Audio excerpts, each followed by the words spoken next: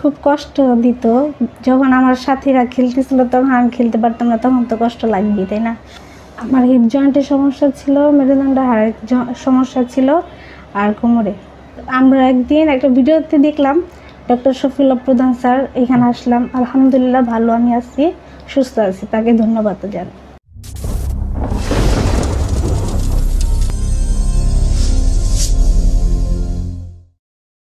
আসসালামু আলাইকুম দর্শক, আশা করি আপনারা সবাই ভালো আছেন এবং সুস্থ আছেন। মেডিকেল ভিডিওর পক্ষ থেকে আপনাদের সকলকে স্বাগতম।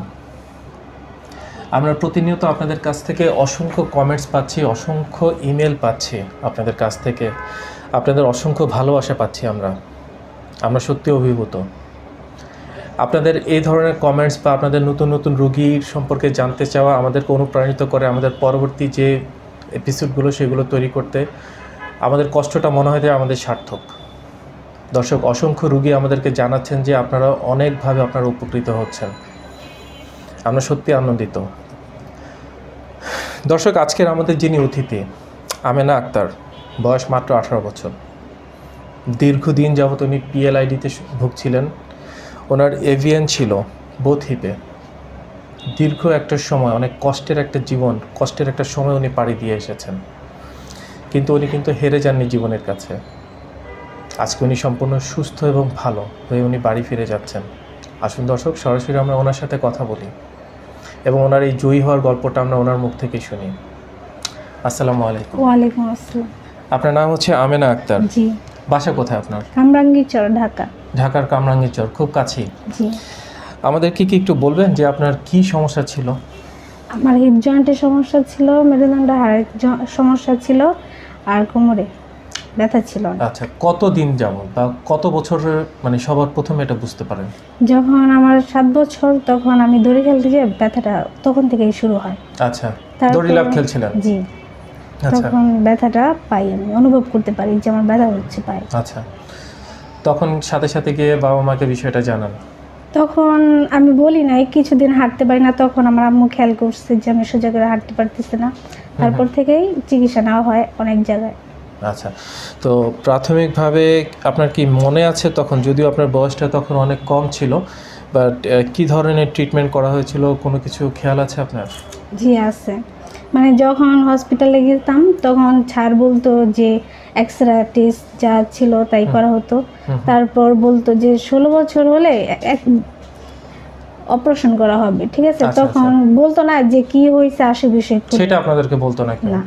আচ্ছা, অনেক জায়গায় যাওয়া হয়েছে, হসপিটালে, এখানে অনেক জায়গায় যাওয়া হয়েছে, কিন্তু তেমন সুবিধা বা তেমন ব্যথাটা আমি অনুভব করি ওইটা মানে চলে যায় না। আজ ছিল আর কি, ব্যথা ওষুধ খাইতাম, তারপরে ব্যথাটা একটু কমে যেত, তারপরে আবার শুরু হয়ে যেত।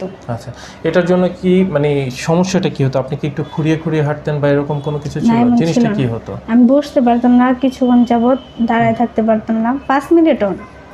তারপর কোনো কাজ করতে পারতাম না বেশিক্ষণ, মানে হাত পা ঝিঝি করতে থাকতো, মানে মানে অসুস্থকর বোধ করতাম, মানে সারাক্ষণে একটা অসহ্যকর একটা সময়।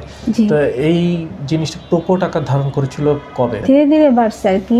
তখন তো অল্প ছিল, এখন যেমন বড় হয়েছি বয়সের সাথে সাথে রোগটাও বড় হয়েছে, তো আস্তে আস্তে অনেকটা পর্যায়ে গাড়াই গেছে। তো আমরা একদিন একটা ভিডিওতে দেখলাম ডক্টর শফিউল্লাহ প্রধান স্যার, এখানে আসলাম, আলহামদুলিল্লাহ ভালো আমি আছি, সুস্থ আছি, তাকে ধন্যবাদ জানাই। আচ্ছা, তো আমাদেরকে যদি আপনার সেই সময়গুলোর কথা একটু বলেন, যে সময়টা, যে কষ্টের সময়গুলো আপনি পার করে এসেছেন। আপনি হয়তো দেখতেন যে আপনার পাশে আপনারই হয়তো বান্ধবী বা আপনার বোন বা আপনার ভাই বা যারা আপনার আশপাশে আছেন তারা হয়তো সুস্থ স্বাভাবিকভাবে চলাচল করছেন। আপনি তাদের মতো করে আর আগের মতো চলতে পারছেন না, ফিরতে পারছেন না, আগের মতো খেলাধুলা করতে পারছেন না, বাইরে যেতে পারছেন না। তো এই জিনিসগুলো কি কষ্ট দিত আপনাকে? খুব কষ্ট দিত। যখন আমার সাথীরা খেলতেছিল তখন আমি খেলতে পারতাম না, তখন তো কষ্ট লাগবে, তাই না? মানে কখনো কি ডিপ্রেশনে এমন মনে হয়েছে যে আপনি কি আদৌ আর কখনো ভালো হবেন কি হবেন না, এরকম একটা কি জিনিস সবসময় কাজ করতো? না, কারণ আল্লাহর উপর ভরসা ছিল যে আমি কোনোদিন ভালো থাকবো বা সুস্থ হব। সেই প্রচেষ্টাতেই আপনারা চেষ্টা করে গেছেন? জি। আচ্ছা, আমরা জানি যে আপনি ডক্টর মোহাম্মদ শফিউল্লাহ প্রধান, যিনি বাত ব্যথা এবং পেইন প্যারালাইসিস বিশেষজ্ঞ এবং উনি একজন রিহাব ফিজিও স্পেশালিস্ট। সো ওনার যে অ্যাডভান্স রিহাব ট্রিটমেন্ট সেটা আপনি গ্রহণ করেছেন। এবং গ্রহণ করার পরে তো স্যারের কাছে যখন আপনি এসেছিলেন, স্যার প্রথমে আপনাকে দেখে কি বলেছিলেন?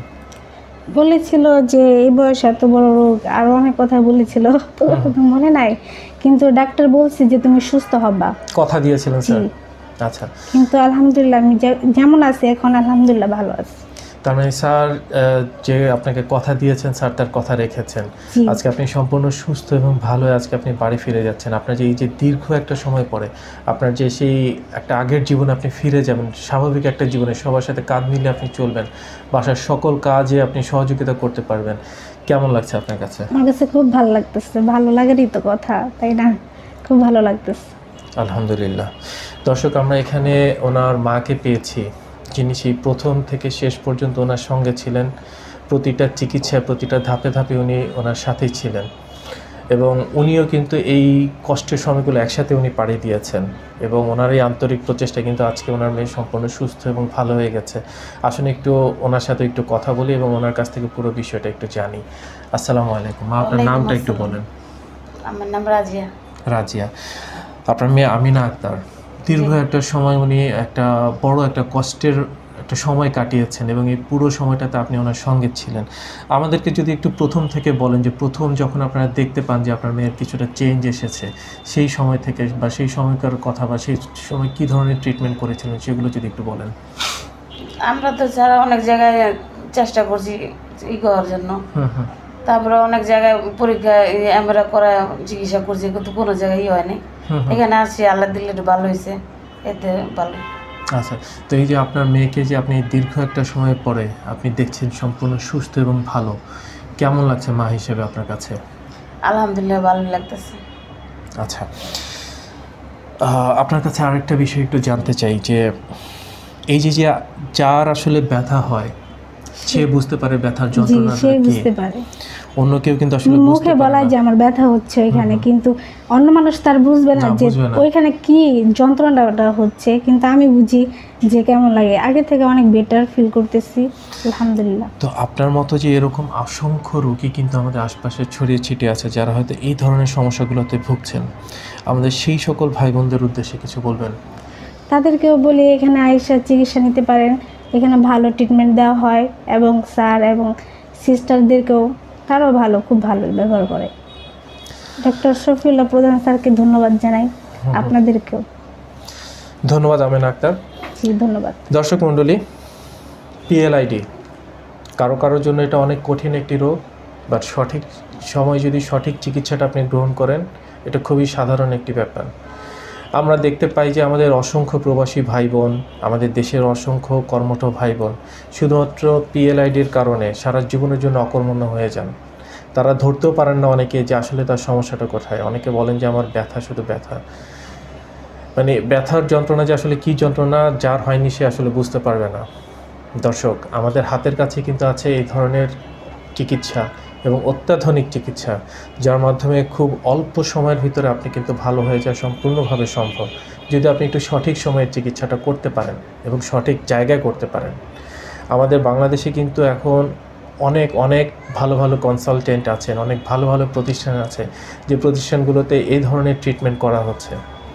তাদের ভিতর অন্যতম হচ্ছেন ডক্টর মোহাম্মদ শফিউল্লাহ প্রধান, যিনি অক্লান্তভাবে চেষ্টা করে যাচ্ছেন এই ধরনের হাজার হাজার রোগীকে উনি ভালো করে দিচ্ছেন। অবশ্যই আল্লাহ পাকের ইচ্ছা, আল্লাহ পাকের ইচ্ছা ছাড়া কোনো কিছুই সম্ভব না, উনি মাত্র ওছিলা মাত্র। আপনিও একবার চেষ্টা করে দেখুন, আপনারই মা, ভাই, বোন কেউ না কেউ আছেন যারা এই ধরনের সমস্যাটায় ভুগছেন। আপনারা একটু হাত বাড়ানো, একটা সঠিক ইনফরমেশনের কারণে কিন্তু তার জীবনটা বদলে যেতে পারে। ধন্যবাদ আপনাদের সকলকে আমাদের সঙ্গে থাকার জন্য। আসসালামু আলাইকুম। আপনাদেরকে অসংখ্য ধন্যবাদ। আসসালামু আলাইকুম। ওয়ালাইকুম আসসালাম। আসসালামু আলাইকুম।